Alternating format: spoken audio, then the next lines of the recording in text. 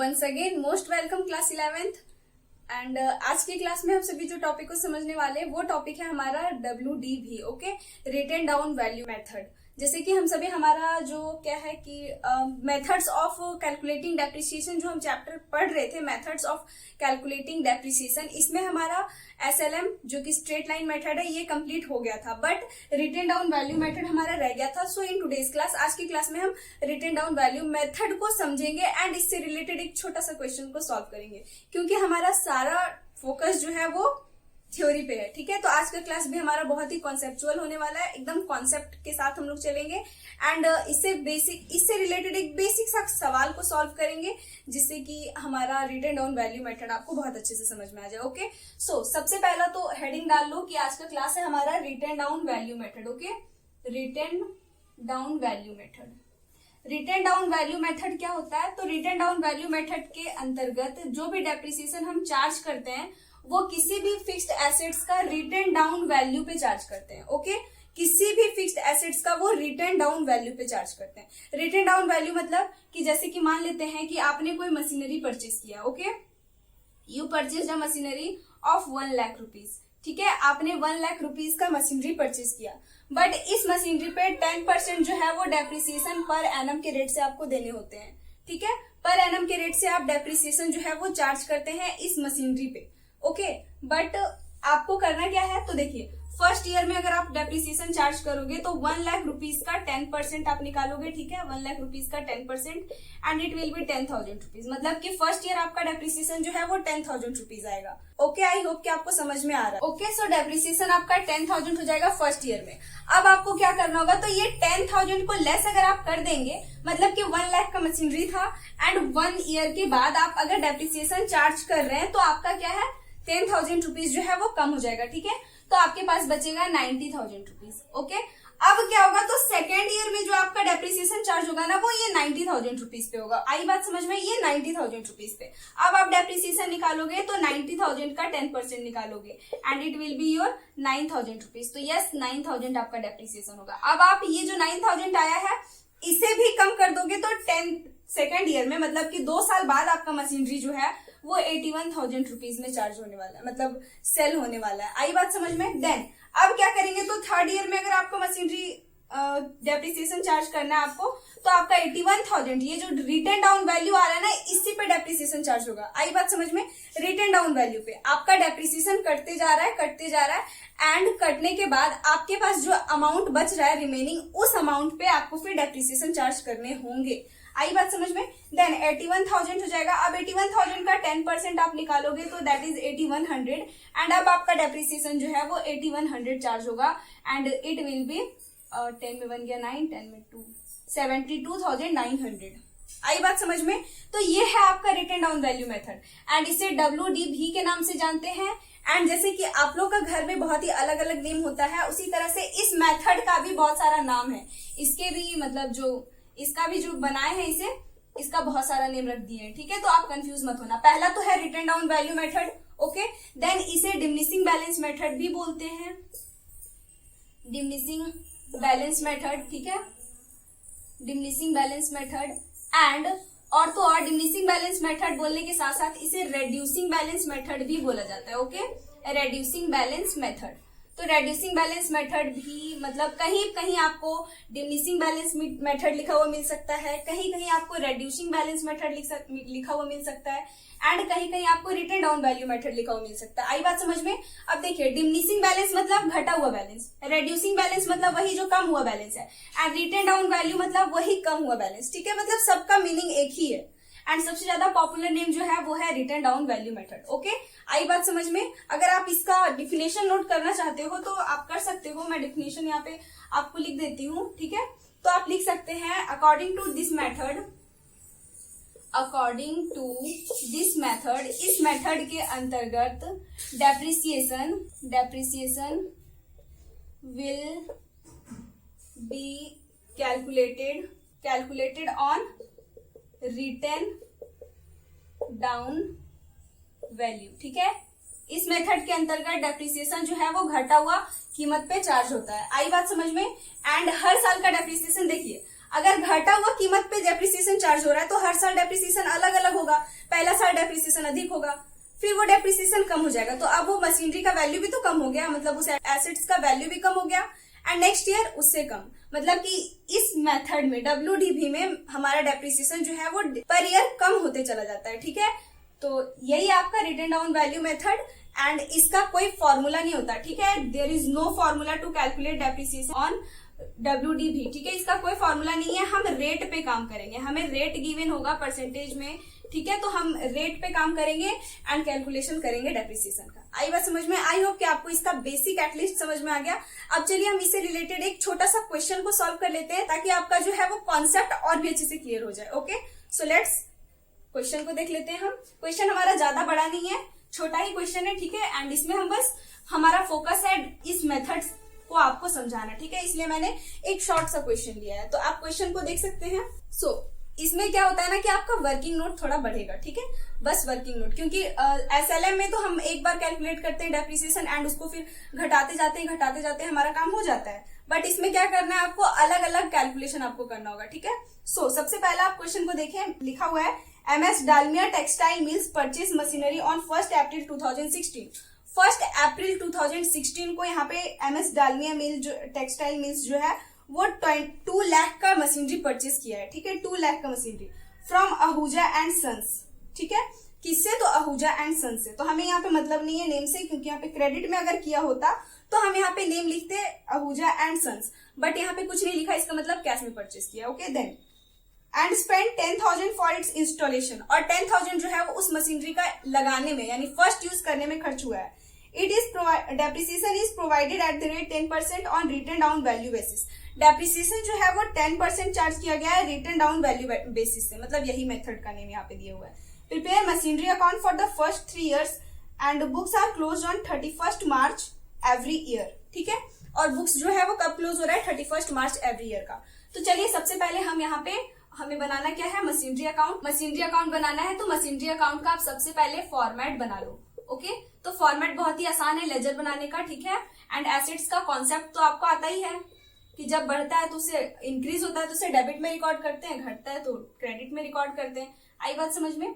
सो इस तरीके से आप बना लो machine account. Okay, and working note हम कहीं पे भी करेंगे, इधर या इधर हम करेंगे वर्किंग नोट। ठीक है, सो इधर हम वर्किंग नोट करेंगे। ओके, सो सबसे पहला आप क्वेश्चन में देख सकते हैं ये आपका डेट का कॉलम होता है and it is particulars and हाँ कैलकुलेशन, डेप्रिसिएशन का कैलकुलेशन करने में डेट एक बहुत ही अधिक भूमिका निभाता है। ठीक है, डेट भी आपको ध्यान देना है कि कब परचेस हुआ है, कब सेल हुआ है, ये आपको ध्यान देना है। ठीक है, and amount, it is your debit column and it is credit column. So सबसे पहले आप क्वेश्चन को पढ़ेंगे तो आपका लिखा हुआ है कि मशीनरी परचेज हुआ है, तो मशीनरी परचेज करने का एंट्री क्या होता है हमारा? तो जनरल एंट्री क्या होता है मशीनरी परचेज करने का? तो हमारा होता है मशीन अकाउंट डेबिट टू, जिससे भी आप परचेज किए उसका नेम या तो फिर कैश या बैंक। तो हम यहाँ पे ले लेते हैं कि बैंक से परचेज हुआ है। ठीक है, तो टू बैंक अकाउंट। एंड कितना में परचेज हुआ है? तो देखिए 2 लाख का मशीनरी परचेज हुआ है एंड 10,000 जो है वो इसका इंस्टॉलेशन में खर्च हुआ है। तो कॉस्ट आप कितना लेंगे? तो 2,10,000 लेना, 2 लाख मत लिख देना। ठीक है, तो आप यहाँ पे लिखेंगे टू बैंक अकाउंट, कितना? तो 2,10,000 रुपीज। ओके, आई बात समझ में? 2,10,000। एंड ये कब परचेज हुआ है? तो 1 अप्रैल 2000 लिखा हुआ है आपका 16, 1 अप्रैल 2016 ऐसे कर देना। ठीक है, अब डेप्रिसिएशन कब चार्ज करना है? तो आपका बुक डेप्रिसिएशन जो है ना वो हमेशा क्लोजिंग डेट पे चार्ज होता है, क्लोजिंग डेट पे, ये बात हमेशा ध्यान रखना। ठीक है, तो यहाँ पे क्लोजिंग डेट कब दिया हुआ है? तो 31 मार्च दिया हुआ है। ठीक है, तो 31 मार्च, अगर 1 अप्रैल 2016 को आपका मशीन जो है वो परचेज हुआ है तो इसका एंडिंग डेट कब होगा? तो यस 1 अप्रैल से 12 मंथ ले लो, ये फाइनेंशियल ईयर है एंड फाइनेंशियल ईयर का एंडिंग कब? तो 31 मार्च 2016 टू यहाँ पे हो जाएगा 17। आई बात समझ में? एंड यहाँ पे आपको डेप्रिसिएशन चार्ज करना होगा तो आप यहाँ पे लिख देंगे बाई डेप्रिसिएशन। मैं भी शॉर्ट में यहाँ पे बाई डेप अकाउंट लिख देती हूँ, बाई डेप्रिसिएशन आप लिख देना। ठीक है, मैं बाई डेप लिख दी हूँ। ओके, शॉर्ट में मैंने लिखा है बट आप मत लिखना। चलिए, अब डेप्रिसिएशन चार्ज करना है 10% पर एनम की रेट से। तो सबसे पहले 2,10,000 का डेप्रिसिएशन चार्ज हो जाएगा। 2,10,000 कैसे? तो 2 लाख मशीनरी परचेज करने का कीमत एंड 10,000 जो है इसका इंस्टॉलेशन में होने वाला खर्च। ठीक है, तो 10,000 आप इसका कैलकुलेट कर लो एंड ये आपका हो जाएगा 21,000 रुपीज। आई बात समझ में? अब 21,000 रुपीज इधर लिख देना।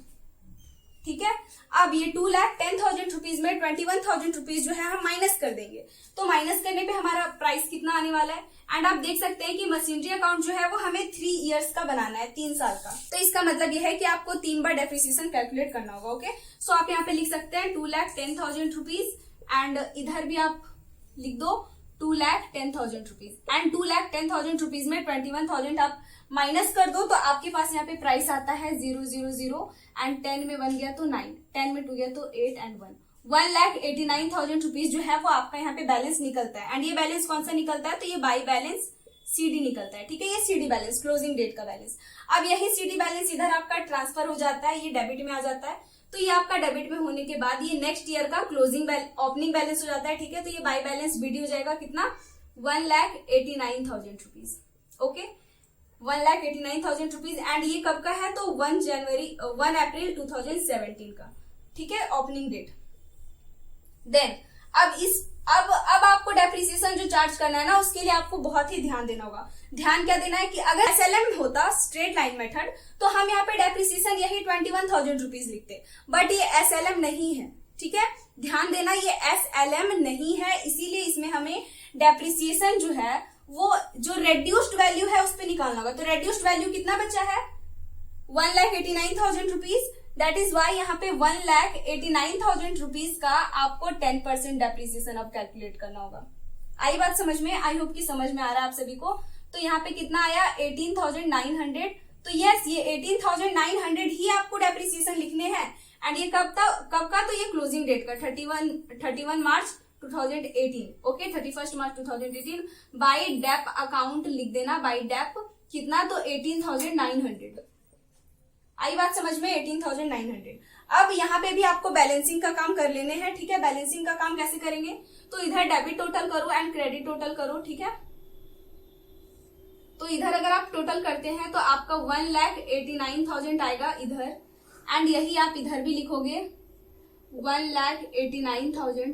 ठीक है, एंड 1,89,000 में अब आपको 18,900 जो है वो लेस कर देने। ठीक है, तो हम यहाँ पे करते हैं 1,89,000 में 18,900, तो हमारे यहाँ पे आ जाता है 1,70,100। ओके, तो हम यहाँ पे लिखेंगे 1,70,100। आई बात समझ में? बाई बैलेंस सीडी, ये हमारा बैलेंस जो है वो सीडी निकला है एंड यही सीडी बैलेंस आपका ट्रांसफर होके इधर आ जाता है। तो ये आपका 2 बैलेंस बीडी बन जाएगा नेक्स्ट ईयर का ओपनिंग डेट का। ठीक है, ओपनिंग डेट आपका कब हो जाएगा?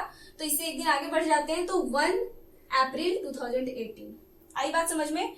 अब डेप्रिसिएशन कब चार्ज होगा? तो फिर 1 अप्रैल 2018 का क्लोजिंग डेट को, तो इसका क्लोजिंग डेट आपका हो जाएगा 31 मार्च 2019। आई बात समझ में? 31 मार्च 2019। एंड यहाँ पे आपको अब डेप्रिसिएशन चार्ज करने होंगे। तो सबसे पहले आप इधर 1,70,100 लिख लो। ठीक है, 1,70,100 लिख लिया एंड इधर हो जाएगा आपका बाई डेप अकाउंट। ठीक है, by depreciation. And third number अब आपको डेप्रिसिएशन किस पे कैलकुलेट करना है?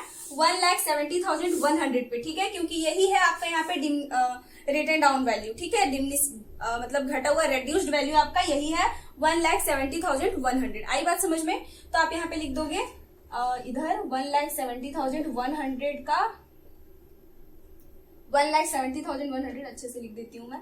1,70,100 का 10%।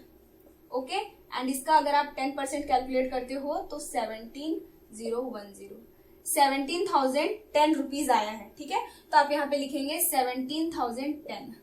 आई बात समझ में? अब फिर से उसी तरह से आपको बैलेंसिंग का काम करना है, तो बैलेंसिंग कर लो। इधर आपको 1,70,100 लिख देने हैं एंड इधर भी आपको 1,70,100। ठीक है, अब आप क्या करेंगे? तो 1,70,100 में 1,70,100 में आपको लेस कर देना है ये डेप्रिसिएशन का अमाउंट। तो डेप्रिसिएशन कितना आया है? 7,010। ओके, तो आप इसे लेस कर दो, तो 0, 10 में 1 गया 9 एंड यहाँ पे हो गया आपका 0 एंड यहाँ पे 10 में अगर 7 गया तो 3 एंड इधर हो गया 6 में 1 गया तो 5।